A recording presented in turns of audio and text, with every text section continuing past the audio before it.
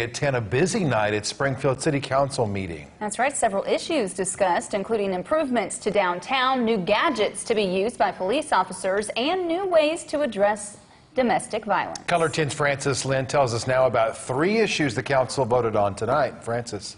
David, Heather, the 3 bills I'll be talking about are the Idea Commons project, the grant to fund Fingerprint ID services in the police department, and the approval of a new family justice center.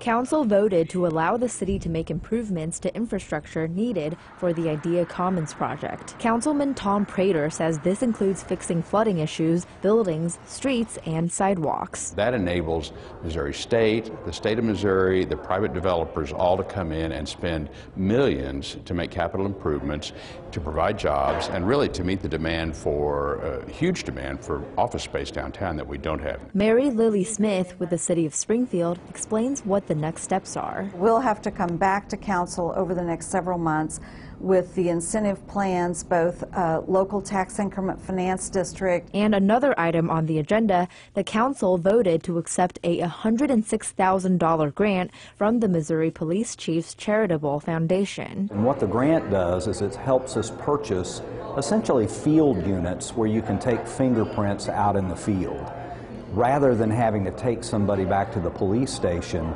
and go through that process, which saves time, energy, effort, etc. And the council also approved an agreement that will support the new Family Justice Center. And the purpose is to focus on domestic violence. This has been a result of what the county was able to pass in its half-cent sales tax last November, and also what the city passed in renewing the level property tax. And so this is an exciting part. We want to address domestic violence. We know how big of an issue it is. The Family Justice Center is expected to open next week, and all the votes on these 3 issues were unanimous.